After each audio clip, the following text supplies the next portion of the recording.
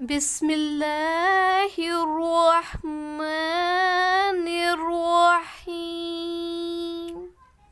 سورۃ ہود، تو یہ مکی سورت ہے۔ اس میں 123 آیتیں ہیں، 10 رکوع ہیں، اور یہ سورت مکی ہے اور یہ ہجرت سے کچھ ٹائم پہلے ہی نازل ہوئی۔ الف لام را حرف مقطعات ہے۔ کتاب کتاب ہے، احکمت محکم مستحکم، آیاتہ اس کی آیتیں ہیں، تو یہ وہ کتاب ہے جس کی آیتیں مستحکم ہیں۔ ثم پھر فصلت تفصیل بیان کر دی گئی ہے، من لدنا طرف سے، حکیم و خبیر کی جانب سے۔ یہ وہ کتاب ہے جس کی آیتیں مستحکم ہیں اور اللہ حکیم و خبیر کی طرف سے اس کی تفصیل بیان کر دی گئی ہے۔ یہاں فرمان ہے کہ یہ قرآن مجید بہت محکم اور مفصل کتاب ہے۔ یہ اللہ کا کلام ہے جو اپنے اقوال و احکام میں حکیم ہے، جو تمام کاموں کو بہت بخوبی انجام دے رہا ہے۔ تو یہ قرآن مجید اللہ تعالیٰ کی عبادت کرانے اور دوسروں کی عبادت سے روکنے کے لیے اترا ہے۔ سب رسولوں پر پہلی وہی توحید ہی کی آتی رہی، سب سے یہی فرمایا کہ اللہ ہی کی عبادت کریں۔ اللہ یہ کہ نہ تعبدو تم عبادت کرو الا اللہ سوائے اللہ تعالیٰ کی، یہ کہ اللہ کے سوا کسی کی عبادت نہ کرو۔ اننی بے شک میں لکم تمہارے لیے منہ اس سے نذیر ڈرانے والا ہوں، و بشیر اور خوشخبری دینے والا ہوں، تو میں اس کی طرف سے تم کو ڈرانے والا اور خوشخبری سنانے والا ہوں۔ تو اللہ تعالیٰ فرماتے ہیں اللہ کے سوا کسی کی عبادت نہ کی جائے۔ پھر فرمایا کہ اللہ کی مخالفت کی وجہ سے جو عذابات آتے ہیں میں ان سے تم کو ڈرا رہا ہوں۔ حضور صلی اللہ علیہ وسلم صفا پہاڑی پر چڑھ کر قریش کے خاندانوں کو آواز دیتے ہیں، تو زیادہ قریب والے پہلے، پھر ترتیب اور سب جمع ہو جاتے ہیں۔ تو آپ ان سے پوچھتے ہیں اگر میں تم سے کہوں کہ کوئی لشکر صبح کو تم پر دھاوا کرنے والا ہے تو کیا تم مجھے سچا سمجھ لو گے؟ تو انہوں نے جواب دیا کہ ہم نے آج تک آپ صلی اللہ علیہ وسلم کی زبان سے کوئی جھوٹ سنا ہی نہیں۔ پھر آپ صلی اللہ علیہ وسلم نے فرمایا سنو، میں تم سے کہتا ہوں کہ قیامت کے دن تمہاری ان بدعمالیوں کی وجہ سے تم کو سخت عذاب ہوگا، ان سے ہوشیار ہو جاؤ۔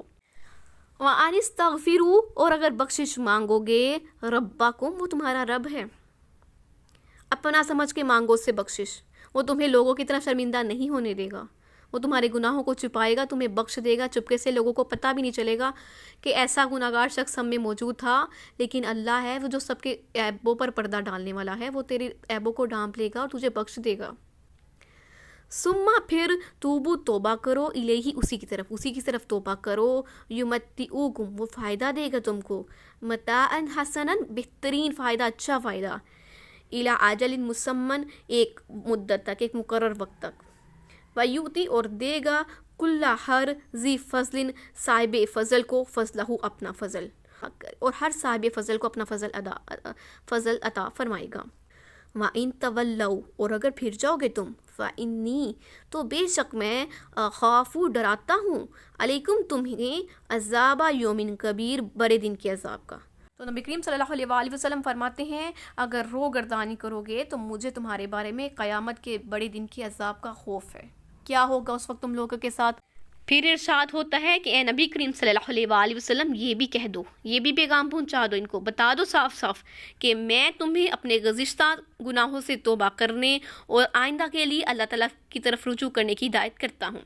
اگر تم ایسا کرتے رہے تو دنیا میں اچھی زندگی بسر کرو گے اور نیک عمل کرنے والوں کو اللہ تعالیٰ آخرت میں بلند درجے عطا فرمائے گا۔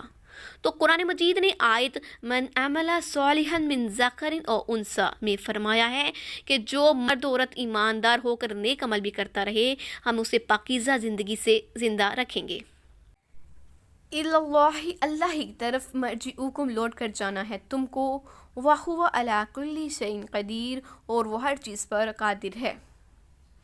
تم کو اللہ ہی کی طرف لوٹ کر جانا ہے اور وہ ہر چیز پر قادر ہے، عذاب دینے کا حق بھی رکھتا ہے اور جنت دینے کا بھی حق رکھتا ہے، اپنا دیدار کروانے کا بھی حق رکھتا ہے، سب کچھ اسی کے اختیار میں ہے۔ اب تم پہ ڈیپینڈ کرتا ہے، تم سوچو کہ تم کیسے اعمال لے کر اس کے سامنے پیش ہوگے، اسی کے مطابق تمہیں سزا ملے گی، جزا و سزا ملے گی۔ تو اللہ تعالیٰ نے فرمایا وہ انصاف کا دن ہے، حساب کا دن ہے، تو کسی کے ساتھ کوئی کمی بیشی نہیں کی جائے گی۔ الا خبردار، انہم بے شک وہ یسنون وہ دوہرا کرتی ہیں، صدورہم اپنے سینوں کو، لیستخفو تاکہ وہ چھپا لیں منہو اس سے. وہ اپنے سینوں کو دوہرا کرتے ہیں یعنی اپنی باتوں کو چھپانے کی کوشش کرتے ہیں کہ تاکہ اللہ تعالیٰ سے پردہ کر لیں. الا خبردار ہی نہ جس وقت یستغشون وہ ڈھانپتے ہیں ثیابہم اپنے کپڑوں سے.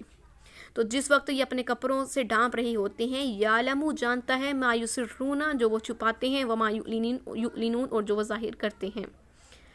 انہو بے شک وہ علیم جانے والا ہے بذات الصدور سینے کی باتوں کو. بے شک وہ سینے کی باتوں سے بھی واقف ہے. وہ سمجھتے تھے کہ اللہ کے سامنے اپنی باتوں کو چھپا لیں گے اپنی برائیوں کو چھپا لیں گے تو چھپ جائے گی. وہ ہر برائی کے کام کرتے تھے اور کہتے ہیں برے کام یا برے عمل کے وقت وہ جھک جھک کر اپنے سینے دوہرے کر ڈالتے گویا وہ اللہ تعالیٰ سے شرما رہے ہوں. اللہ تعالیٰ فرماتا ہے کہ وہ ہر چیز کو جانتا ہے. تم بھی اللہ تعالیٰ سے خبردار ہو جو چھپاؤ گے جو کھولو گے وہ اللہ تعالیٰ کے جو تمہارے دلوں میں ہے اللہ سب جانتا ہے. دل کے بید سینے کے راز سب اس کے علم میں ہیں.